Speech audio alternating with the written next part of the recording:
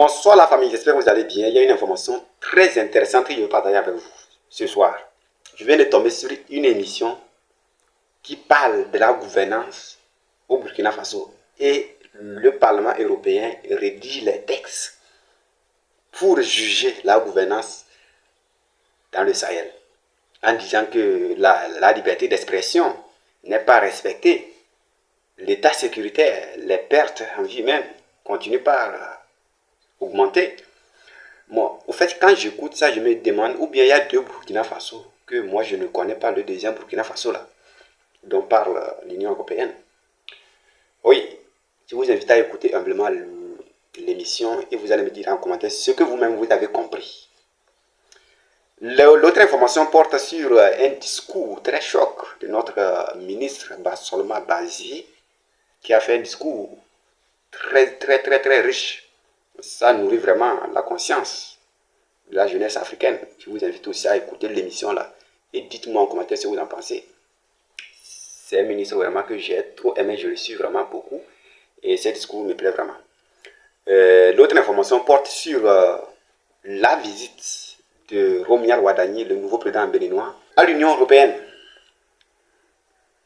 Nous venons d'apprendre comme ça que depuis hier, notre président Romuald Wadagni est toujours du côté de Ursula von der Leyen, la présidente de la Commission européenne. En tout cas, je vous invite à écouter ça et puis dites-moi en commentaire si vous en pensez. La question qu'on se pose actuellement est que quel est l'état de la relation entre le Bénin et l'AES? Est-ce que cette relation tient vraiment? Donc, c'est à vous de me dire. Hein. Donc, je vous laisse la parole dans les commentaires.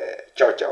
Intitulé « Persistance de la répression de l'espace civique et des libertés fondamentales au Burkina Faso », la résolution adoptée le 18 juin dernier par le Parlement européen porte un regard particulièrement critique sur la situation dans le pays dirigé par les autorités de transition. Le texte évoque notamment des restrictions présumées visant les médias, les organisations de la société civile et certains acteurs politiques. Des allégations de violation des droits humains, notamment en matière de liberté d'expression, d'association et de réunion, mais aussi une critique de la gouvernance actuelle. Certains eurodéputés estiment que les résultats obtenus dans la lutte contre l'insécurité restent insuffisants. Des accusations fermement rejetées par Ouagadougou pour les autorités burkinabées, cette résolution repose sur une lecture partielle de la situation et ne tient aucunement compte du contexte sécuritaire exceptionnel auquel le pays fait face depuis plusieurs années. Elle dénonce un texte qui passe sous silence les sacrifices consentis par les forces combattantes ainsi que les progrès réalisés dans la reconquête de nombreuses localités autrefois sous la menace des groupes armés.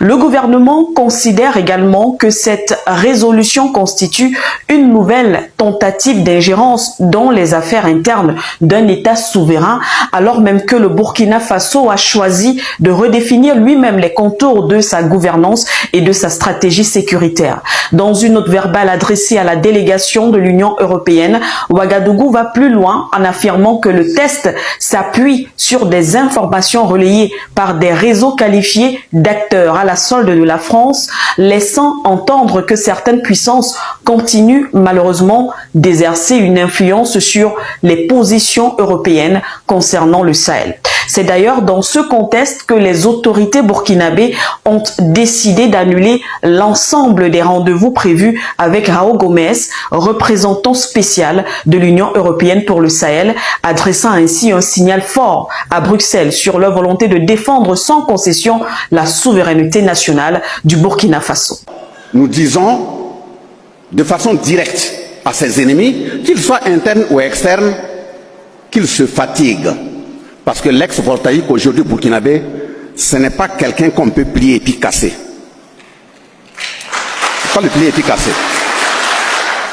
Et si nous prenons l'Afrique de l'Ouest, l'Afrique de façon générale et l'Afrique de l'Ouest, il n'y a pas un pays qui a traversé, qui a connu les périodes que les voltaïques aujourd'hui burkinabés ont connues. Il n'y a pas un exemple. Parce qu'après la création de la colonie, je suis en 1919, vous vous rappelez, en 1932, la colonie a été dissoute. Morcelée et partagée entre le Mali, la Côte d'Ivoire et le Niger. En 1942, 4 septembre, la colonie a été reconstituée. Et le 11 décembre 1958, il y a eu la proclamation de la République. Et le 5 août 1960, il y a eu ce qu'on appelle les indépendances formelles. Mais des indépendances formelles jusqu'à aujourd'hui, regardez ce que nous avons vécu. Ces rappels sont nécessaires parce que c'est sur la base de ces rappels que tout dirigeant, tout Burkinabé, avant de poser un acte, il faut te poser la question d'où nous venons. Il y a eu le 3 janvier, où le peuple a estimé que la façon de gérer le pays, ce n'était pas bien, le premier président est parti. Le soulèvement populaire. Il y a eu les dates des 17 et 18 décembre 1975, où le même peuple a interpellé le général Feu Sangoulé Lamizana, paix à son âme. Il y a eu le 15 juin 1995, à Garango, où suite à des manifestations scolaires, 2 enfants du Burkina sont partis. Le pays a été secoué. On a cru qu'il allait se diviser. Avec les interventions, le patriotisme, la compréhension et le dialogue, ça a été maintenu. Après ça, il y a eu le dimanche 13 décembre 1998, l'assassinat de Norbert Zongo et de ses 3 compagnons. Le pays a encore vibré. On a cru que le Burkina allait prendre feu et disparaître. Il est revenu sur ses pieds, il est maintenu. Il y a eu également les 30 et 31 octobre 2014. Après ça, il y a eu le 15 septembre 2015. Etc. On peut en citer jusqu'à aujourd'hui. Tous les peuples nous regardent. Mais est-ce que c'était seulement ça qui fonde notre histoire? Les quelques rappels que nous avons eu à faire, à chaque étape, même ceux que nous désignons, en disant qu'ils sont des députés, qui représentent les peuples,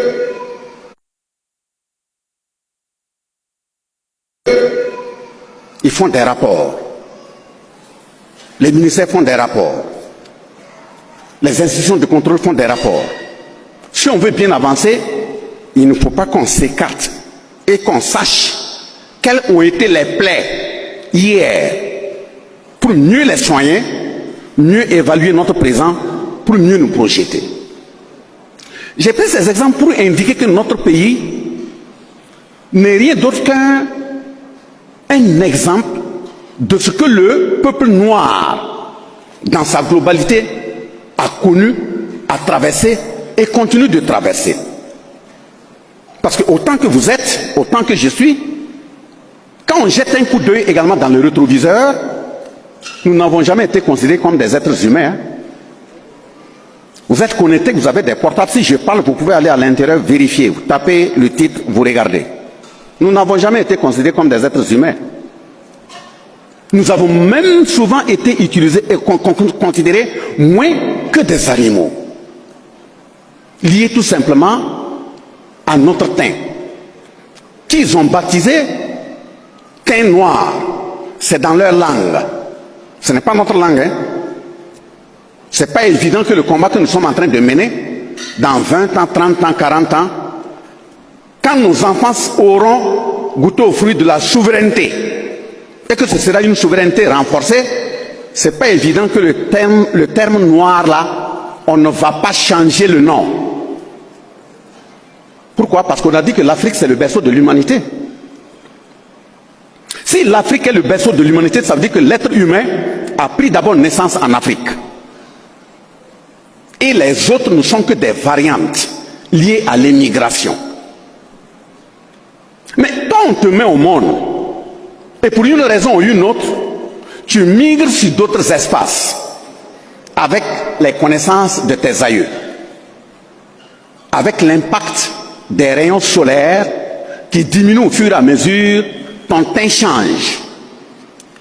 Tu deviens soit rouge, tu deviens soit blanc, soit jaune.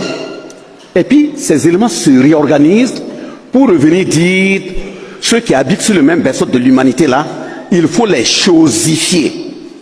Il faut les déshumaniser. En faisant quoi? En votant des lois. Et ces lois, en 1685, ils mettent ça ensemble, 1685, ils mettent ça ensemble et ils appellent ça le code noir. Et dans ce code noir, On dit que autant que nous sommes assis là, nous ne sommes rien. Ça veut dire qu'on peut nous vendre. Ça veut dire que quelqu'un peut venir demander combien nous coûtons, on nous achète. Ça veut dire que si quelqu'un se lève le matin et il estime qu'il n'est pas content, il peut nous traiter comme il veut. Donc, moins que des animaux. Et de 1685, période donc de traite négrière, d'esclavage, qui a été abattue sur les peuples noirs. Et quand je dis abattu sur les peuples noirs, il n'y a pas à dire que c'est les Blancs seulement qui l'ont fait. Hein. Les Blancs ont eu leur part de répression, de déshumanisation sur nous. Les Arabes également l'ont fait. Parce que tout simplement, on estime que nous sommes des Noirs, nous sommes moins même que des animaux. Mais au fur et à mesure que les révoltes montaient pour montrer qu'on n'est pas d'accord, ils se retrouvent au niveau des Blancs en 1884 pour dire que c'est parce qu'ils sont ensemble qu'ils arrivent à s'organiser. Il faut les séparer. Donc, ils posent la carte de l'Afrique et puis ils partagent ça en deux comme des morceaux de viande. Et chacun prend sa part. Ils quittent là-bas, ils disent qu'ils sont maintenant dans une période de colonisation. Et cette période de colonisation, avec les morceaux de cartes de l'Afrique partagée, chacun prend son morceau, il rentre, il pilonne comme il veut. Et encore, il n'y a pas un pays en Afrique et en Afrique de l'Ouest qui a été pilonné comme le Burkina Faso. Je prends deux exemples. Parce qu'en 1893, après le partage, la France a pris un décret pour dire en Afrique, il faudrait qu'il contrôle correctement ses colonies afin que des habitants de ces colonies n'aient pas développé des colonies anglaises et autres. Parce que si vous demandez à nos grands-parents, ils vont vous dire leur déplacement, leur voyage dans le temps, ce n'était pas la Côte d'Ivoire, c'était le Ghana à côté. Et si vous demandez, ils vont vous faire sortir des vélos, voilà, d'une certaine longueur là pour indiquer que c'est là-bas qu'ils les ont achetés. Donc en 1893, la France prend un décret pour dire on ne va plus admettre qu'une colonie française aille développer une colonie anglaise. Et en même temps, on frappe dans nos populations, les déporter comme des bêtes pour aller développer les autres colonies françaises. Les autorités de mon pays, le Burkina Faso, ont décidé de claquer la porte à un envoyé spécial de l'Union européenne. Famille recevait déjà les salutations du BIRC. Vous savez tous que la semaine passée, si je ne me trompe pas, et au niveau du Parlement de l'Union européenne, ils ont parlé de l'AES. Nos autorités ont convoqué l'ambassadeur de l'Union européenne qui était sur place de venir répondre. Comment se fait-il que dans vous, votre Parlement, c'est nous, notre nom qui sort là-bas? Vous, c'est l'Union européenne, nous, c'est l'AES. On ne voit pas en quoi est-ce que nous, notre nom peut ressortir dans votre Parlement. On lui dit, on ne veut plus entendre ça encore, que ce soit la dernière fois. L'AES, là, ou encore le Burkina Faso, le Mali et le Niger, là, ce sont des pays souverains, comme l'Europe. De la même manière, nous, on ne peut pas parler de vous, c'est de cette même manière que vous ne pouvez pas parler de nous. L'Union européenne se lève et puis ils envoient un envoyé spécial de venir rencontrer nos autorités. Nos autorités disent, mais attendez, c'est foutaise ou c'est quoi? Donc vous pensez que nous sommes dans des années où on voyait les Européens comme nous, nos maîtres. Ça veut dire nous-mêmes, on acceptait qu'on était des esclaves. Nous, on n'est plus des esclaves. Hein. Nous, on a décidé d'assumer notre révolution. On ne peut pas se lever en Europe, descendre au Burkina Faso et puis dire, je vais rencontrer les autorités burkinabées. Je viens au nom de l'Union européenne. Nos dirigeants ont dit non. Tu vas sauf que repartir sans nous rencontrer. On n'a pas le temps. Voilà. On va parler même de quoi? Vous, c'est l'Union européenne, nous, c'est le Burkina Faso. Le sujet, ce pourquoi vous voulez qu'on parle là, c'est quoi? C'est business. Si ce n'est pas business gagnant-gagnant, on va parler de quoi? On dit d'arrêter de prononcer le nom de notre pays, notre espace dans votre parlement. Ça aussi, vous envoyez quelqu'un de venir nous rencontrer. Nous, on vous a dit qu'on veut vous rencontrer. Actuellement, nous, on fait business. Si ce n'est pas business, repartez. Famille, mauvaise nouvelle pour les parasites Franklin Yamsi et Nathalie Nyambe qui ont abandonné leur propre pays, le Cameroun. Le peuple béninois, à travers son président, le président démocratiquement élu, Roumia Douadaï, réaffirme sa souveraineté à Bruxelles, comme le Japon, la Corée du Sud, la Chine, le Singapour, on n'est pas obligé de rompre les partenariats pour se développer. Il faut de l'intelligence, de la volonté et de la finesse. Écoutez, le président de la République du Bénin, M. Romuald Wadaï, a effectué ce mercredi 24 juin 2026 une visite de travail au siège des institutions européennes à Bruxelles, en Belgique. Cette étape majeure dans le positionnement du Bénin a été marquée par des rencontres de haut niveau avec les dirigeants de l'Union européenne, notamment le président du Conseil européen, M. Antonio Costa, et de la présidente de la Commission européenne, Mme Ursula von der Leyen. Au cœur des échanges, le renforcement du dialogue politique et la consolidation d'un partenariat appelé à répondre aux nouveaux défis de développement. Poto, c'est vraiment dosé. Que l'Union européenne soutient les ambitions de développement du Bénin.